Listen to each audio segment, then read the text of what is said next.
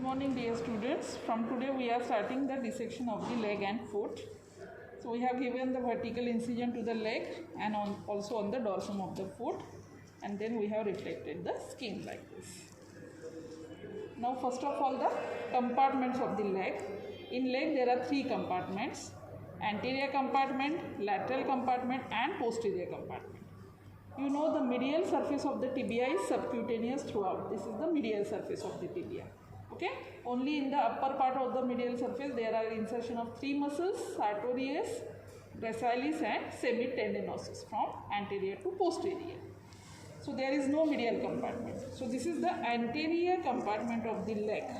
Okay, you can see here the intermuscular septum. This is the lateral intermuscular septum which separates the lateral intermuscular septum which separates the anterior compartment of leg from the lateral compartment.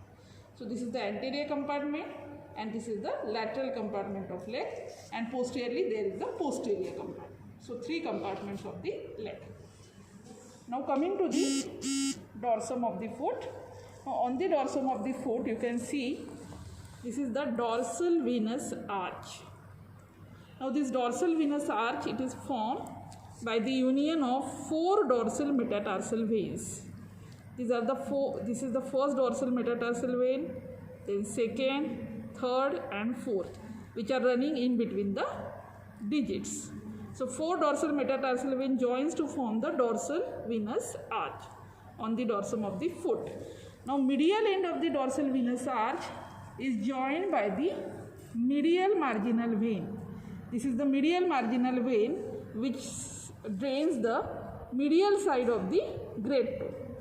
So medial marginal vein joins with the medial end of the dorsal venous arch to form the great saphenous vein. This is the great saphenous vein formed by joining medial marginal vein and medial end of the dorsal venous arch. Now this great saphenous vein, it then runs in front of the medial malleolus, then along the medial side of the leg. Here it goes behind the knee, then it ascends anteriorly in the thigh, and then finally drains in the femoral vein that we have already seen in the thigh. In the course, this great saphenous vein is accompanied by saphenous nerve. This is the saphenous nerve, which is the branch of the posterior division of femoral nerve. And this saphenous nerve supplies complete medial side of the leg, also the dorsum medial side of the foot, up to the ball of the great toe. So this complete surface is supplied by saphenous nerve, which is the cutaneous branch of the posterior division of femoral nerve. Similarly, on the lateral side, lateral end of this dorsal venous arch, it is joined by the lateral marginal vein. It is cut over the skin. So lateral end of the dorsal venous arch joined by lateral marginal vein. These together form the small saphenous vein. The small saphenous vein, it runs behind the lateral malleolus. So it is not visible here. It is seen on the back of the thigh. Then it back of the leg. Then it runs upwards in the back of the leg by passing behind the lateral malleolus. And this small saphenous vein is accompanied by sural nerve, which is a cutaneous branch of the tibial nerve. So lateral side of the foot, it is supplied by the sural nerve.